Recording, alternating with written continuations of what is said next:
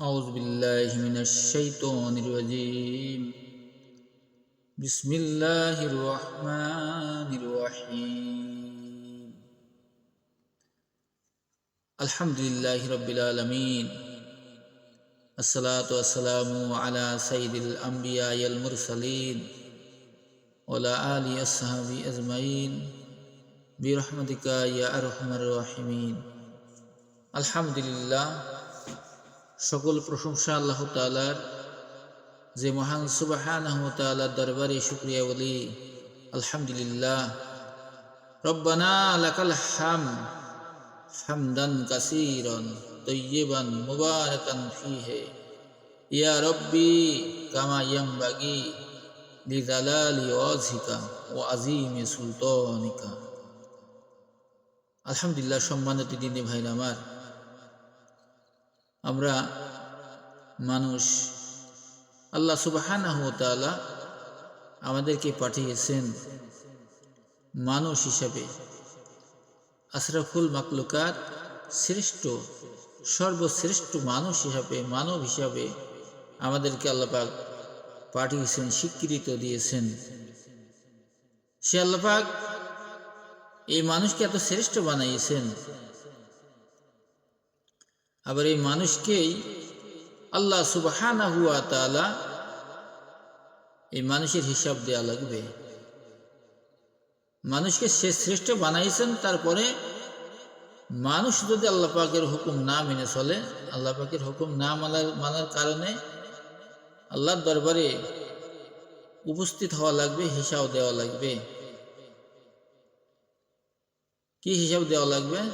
জীবনের শুরু থেকে 10 থেকে 12 বছর বয়স যখন মানুষের হবে, তখন থেকে যতদিন পর্যন্ত দুনিয়ার জগতে আল্লাহ পাক বাছাই রাখবেন অথবা বেঁচে থাকবেন, ততদিনের ভিতরে কতটা আল্লাহর প্রশংসা করেছো, আল্লাহকে চিনতে পেরেছো কতটুকু, আল্লাহকে চিনেছো না দুনিয়া চিনেছো, এই বিষয়ে আল্লাহ সুবহানাহু ওয়া তাআলা প্রশ্ন করবে। যেমন প্রশ্ন করবে কবরের ভিতরে, মান দীনুকা ওয়া মান নবিয়ুকা ওয়া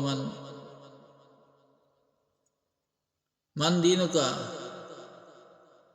ওয়া মান নবিয়ুকা,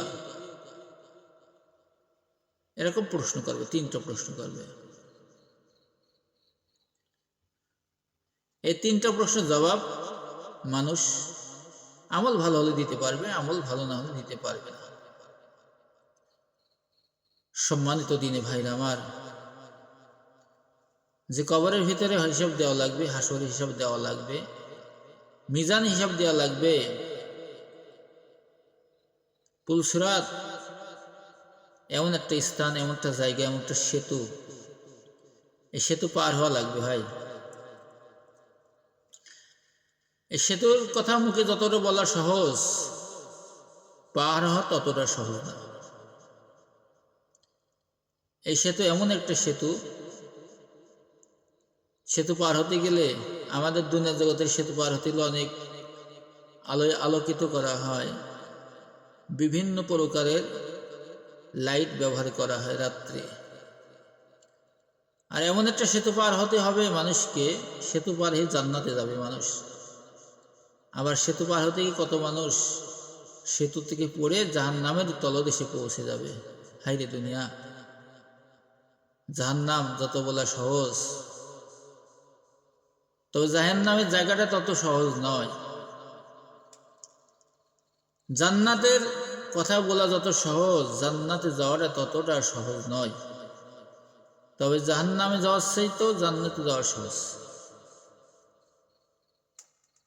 জান্নাতে যেতে গেলে অর্থের প্রয়োজন হয় না, শুধু আমলের প্রয়োজন হয়, ঈমান আর আমলের প্রয়োজন হয়। জাহান্নামে যেতে হলে প্রয়োজন হয় অর্থের, সময় প্রয়োজন হয়। প্রশ্ন আসতে পারে,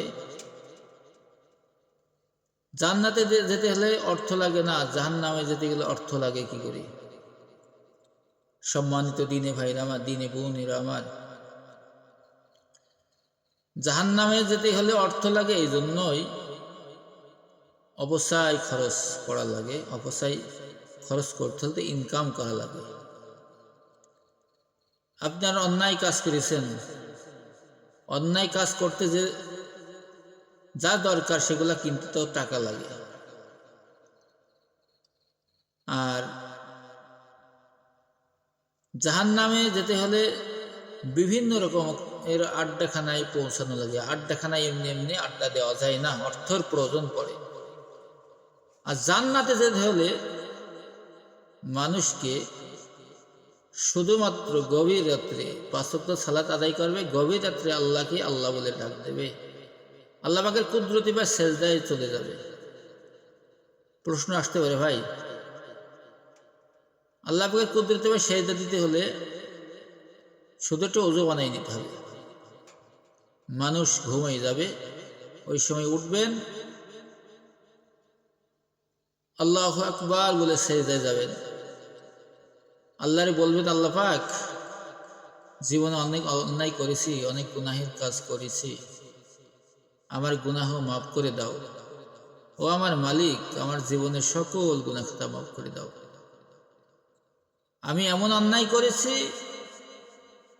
এই অন্যায় যদি দুনিয়ার মানুষ জানতো, সমাজের মানুষ দেখত, সমাজের মানুষ আমাকে ঘৃণা করত, ঘৃণা করত, ঘৃণা করত। সমাজের মানুষ সমাজ থেকে আমাকে দূর দূর করে তাড়িয়ে দিত। ও মালিক, আমার অপরাধগুলো তুমি যেমন গোপন করে রেখে দিয়েছো, কাল বিচারের দিন যখন কাঠগড়ায় উপস্থিত আমাকে গণনা করবা, সেই দিন প্রকাশিত হয়ে যাবে আমার অপরাধগুলা। মালিক, দুনিয়ার জগতে যেমন প্রকাশ করনি, কাল বিচারের দিন তুমি প্রকাশ না করো, আমাকে মাফ করে দিতে পারো। এইভাবে মালিকের দরবারে দুহাত তুলে দোয়া করো। দেখো আল্লাহ সুবহানাহু ওয়া তাআলা তোমার জীবনের সকল গুনাহগুলো মাফ করে দিয়েছে। প্রত্যেকটা রাত্রি কাঁদবা মালিকের দরবারে, মালিকের জন্য কাঁদবা। ও আমার মালিক, কখন জানি মালাকুল মউত এসে যাবে। ও মালিক, এখন গভীর রাত, আমি তোমার দরবারে হাত তুলেছি মালিক। আগামীকালকে সূর্য উদয় হবে পূর্ব দিকে, সূর্যের আলো আমার চোখে দেখতে পারবো কি পারবো না আমার জানা নেই। ও মালিক, আমাকে মাফ করে দাও, আমাকে ক্ষমা করে দাও, সকল জীবনের গুনাহ খাতা মাফ করে দাও। যে রাস্তায় গেলে তোমাকে পাবো, তোমার রসুলকে পাবো, তোমার দিনের পথে যারা গেছেন আল্লাহ, সেই পথে চলতে পারি, সেই তৌফিক আমাকে দান করে দাও। এইভাবে মালিকের কাছে ক্ষমা চাও। আল্লাহ সুবহানাহু ওয়া তাআলা দেখবেন আল্লাহ পাক আপনাকে ক্ষমা করে দিবেন। আল্লাহ পাকের রহমত এতই, আল্লাহ পাকের রহমত এতই সহজ, আল্লাহকে কাছে খালি বলার দরকার, আল্লাহকে খালি বলার দরকার, আল্লাহ পাক ক্ষমা করে দেবেন। মানুষ যখন গুনাহের কাজ করে আল্লাহ পাক কষ্ট পায়। দেখেন, সন্তান যদি একটা অপরাধ করে ফেলে, অন্যায় করে, মায়ের কোলে বাবা, মায়ের অন্তরে বাবার অন্তরে ব্যথা পায়। আরে আমার সন্তানটা এত নিচু হয়ে গেছে, আমার সন্তানটা এত খারাপ হয়ে গেছে, আমার সন্তান অবৈধ কাজগুলো করে, অন্তরে কষ্ট পায়। আল্লাহ সুবহানাহু ওয়া তাআলা মা বাবার চাইতে অনেক বেশি আদম সন্তানকে ভালোবাসে। মা হয়ে বাবা হয়েও যদি সন্তানের উপরে এত দরদ হয়, এত মায়া হয়, এত মমতা থাকে, আল্লাহ সুবহানাহু ওয়া তাআলার কত দরদ, কত মায়া, কত মমতা লাগবে। এজন্য আল্লাহ পাকের দরবারে আমাকে আপনাকে ক্ষমা চাইতে হবে। ভাই, ক্ষমা চাইতে হবে। ও আমার মালিক, আমাকে ক্ষমা করে দিও। দেখেন, দুনিয়ার জগতে খালি আমরা পাপ কাজেই জড়িয়ে গেছি, ভালো কাজ করছি না, করি না। আমরা দুনিয়াকে অগ্রাধিকার বেশি দিয়েছি। কখন জানি মারা যেতে হবে কারোর জানা নেই, কিন্তু আমরা সেদিকে যাই নাই। একজন বুজুর্গ ব্যক্তির কাছে প্রশ্ন করা হলো, হে আমার আলেম সমাজ, আল্লাহ পাকের দরবারে কখন তওবা কবুল হয়? আল্লাহ পাকের দরবারে কখন তওবা কবুল হয়? আলেম সমাজ বললেন, বুজুর্গ ব্যক্তি বললেন, আল্লাহ পাকের দরবারে মৃত্যুর আগের দিন তওবা কবুল হয়। সুবহানাল্লাহ, সুবহানাল্লাহ।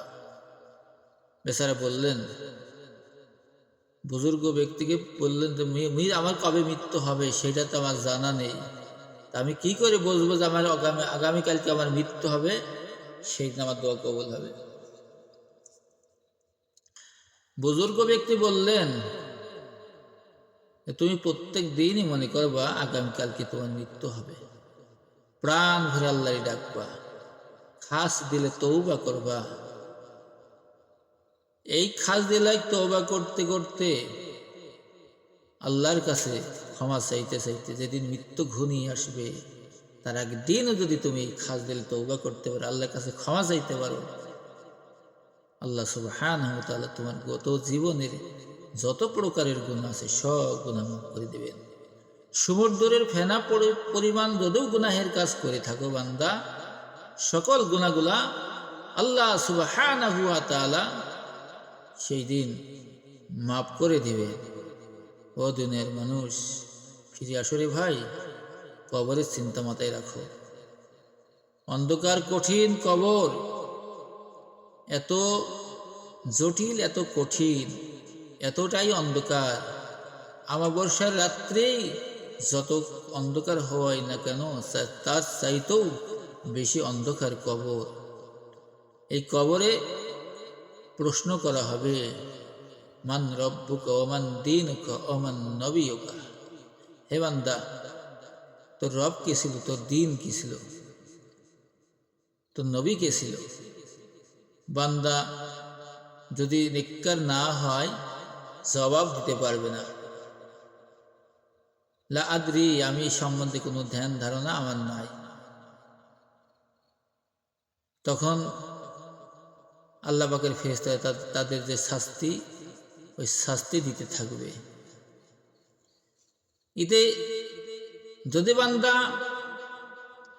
নেক আমলকারী হয়,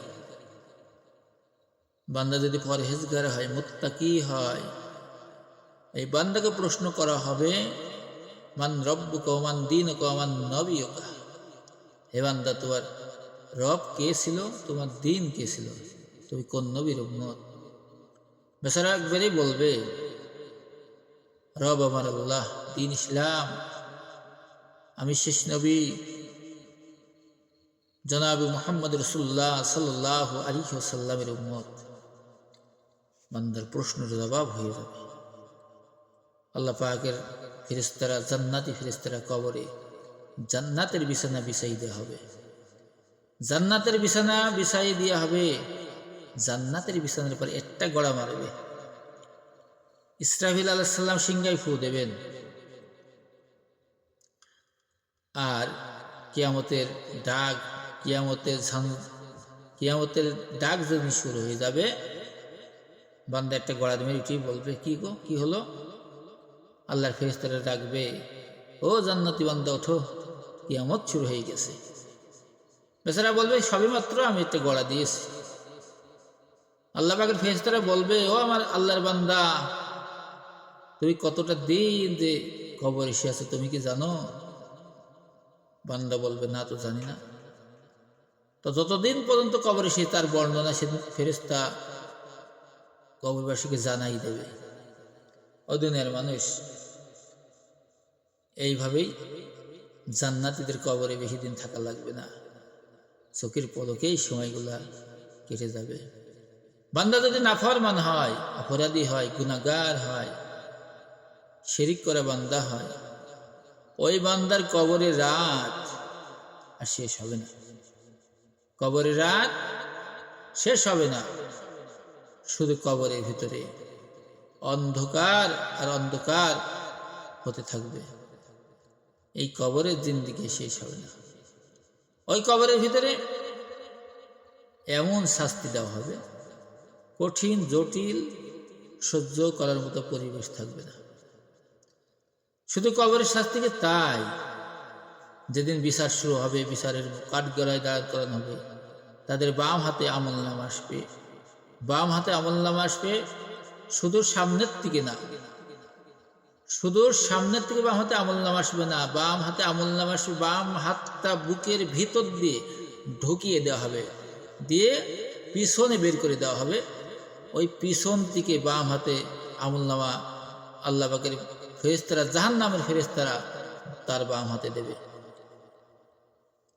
এই বাম হাতের আমলনামা দেখে দেখে তখন আফসোস করবে, আরে দুনিয়ার জিন্দিগিটা আমি আর শেষ করে দিয়েছি, অবহেলায় শেষ করেছি, গুনাহ পাপে ভরে ফেলেছি। আজকে যদি আলেমদের কথা শুনতাম, মসজিদের নামাজি মানুষের কথাগুলা শুনতাম, তারা আমাদের তো ঠিকই ডাকতো, কিন্তু আমরা অবহেলা করেছি, তিরস্কার করেছি, তাদেরকে আরো মন্দ কথা বলেছি। আজকে না তারাই জান্নাতের ভিতরে যাচ্ছে, আমরা জাহান্নামে যাচ্ছি। আমি যদি আমলনামাটা না পাতাম, না দেখতাম, ওটাই আমার ভালো হতো। কেউ আফসোস করবে, আজকে যদি আমার মৃত্যুটা ঘটে যেত, মাটির সাথে মিশে দিত, তাহলে আমার জন্য এটা ভালো হতো, এইভাবে আফসোস করবে।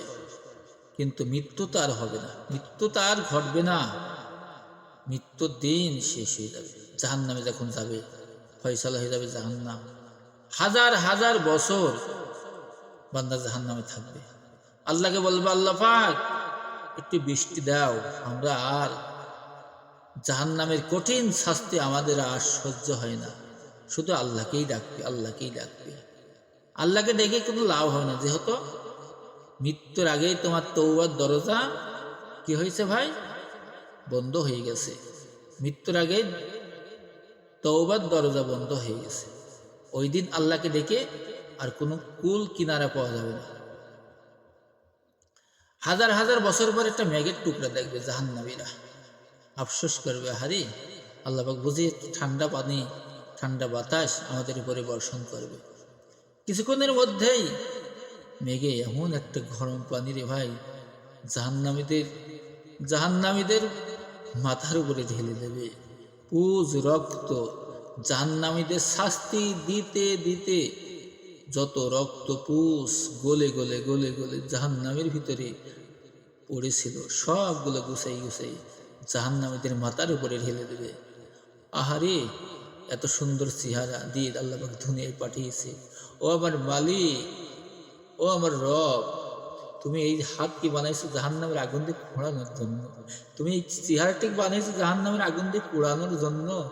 তুমি এই এত সুন্দর মুখ বানাইছো জাহান্নামের আগুন দিয়ে পোড়ানোর জন্য? ও আমার মালিক, আমাকে ক্ষমা করে দাও, আমাকে ক্ষমা করে দাও। জাহান্নামীরা এইভাবে কাঁদবে। আহা, সেই দিন পানির তৃষ্ণায় জাহান্নামীরা কাতর হয়ে যাবে। ও আমার মালিক, আমাদের একটু পানি দাও। হাজার হাজার বছর পরে তখন আল্লাহ পাক অর্ডার করবে, জাহান্নামীদের পানি দিয়ে আসো, তৃষ্ণা মিটানোর জন্য পানি। আল্লাহ পাকের ফেরেশতারা বালতি বোঝাই করবে। কি বোঝাই করবে ভাই? বালতি বোঝাই করবে। জাহান্নামের তলদেশ থেকে যতগুলা মানুষ পোড়ানোর পুজ রক্ত তরল পদার্থ নিয়ে যখন বালতি বোঝাই করে জাহান্নামীদের মুখের কাছে যখন ধরবে, জাহান্নামীরা আর পানির তৃষ্ণায় এত তৃষ্ণা লাগবে, কি সামনে আসছে তা দেখার সময় আর জাহান্নামীদের থাকবে না ভাই। যখন ওই জাহান্নামের পুজ রক্ত বালতি বোঝাই করে যখন জাহান্নামীদের মুখের কাছে ধরবে, মুখের কাছে ধরার আগেই ওই তাপে জাহান্নামীদের ঠোঁট জিহ্বা পুড়ে ঝলসিয়ে যাবে, পুড়ে তখন তরল হয়ে যাবে। যখন পানি মুখের ভিতরে জোর করে ঢেলে দেওয়া হবে, জাহান্নামীদের পেটের ভিতরে নাড়ি ভুড়ি সবগুলা গলে পিছনের দরজা দিয়ে বার হয়ে যাবে ভাই, পিছনের দরজা দিয়ে বাইর হয়ে যাবে। কি করবা সেই দিন? কে তোমাকে উদ্ধার করবে? কে তোমাকে সাহায্য করবে? কে তোমাকে সহযোগিতা করবে? ও দিনের মানুষ, শুধু কি তাই? ঝাক্কুম গাছ নাম শুনেছেন আপনারা, কিন্তু দেখেননি। বর্ণনায় আসছে, হাদিস শরীফের ভিতরে আসছে, ঝাক্কুম গাছের সেই কাঁটাবিহীন গাছ, কাঁটাযুক্ত গাছ, লতা পাতা কাঁটাযুক্ত গাছ, ক্ষুধার যন্ত্রণা তখন বলবে, আল্লাহ পাক আমাদের কিছু খাবার দাও। এই কাঁটাযুক্ত গাছরা নিয়ে এসে জাহান্নামীদের মুখের ভিতরে সামনে ধরবে। জাহান্নামীরা কাঁটাযুক্ত গাছই তখন সাবাতে থাকবে। সাবাতে যাবাতে যখনই ঢুক গেলবে নলির ভিতরে ঢুকবে রে ভাই। এই নলির ভিতরে ঢোকার পরে ভিতরেও ঢুকবে না, বাহিরেও হবে না। যাদের জীবনে মাছের কাঁটা কলায় বেঁধেছে ক্ষণিকের জন্য, তারা বুঝতে পারে মাছের কাঁটা বাঁধলে কেমন লাগে। কিন্তু মাছের কাঁটা তো কিছুক্ষণের মধ্যেই এটা ব্যবস্থা করা যায়। কিন্তু জাক্কুম গাছের কাঁটা এমন একটা অবস্থা হবে, নিচেও লাগবে না, বাহিরেও হবে না। ও দুনিয়ার মানুষ, জাহান্নামের বর্ণনা দিয়ে বোঝানো মানুষকে সম্ভব না। তবে যতটা আমরা বলি তার চেয়ে জটিল কঠিন হবে, এত কঠিন হবে কি আর বলার আছে।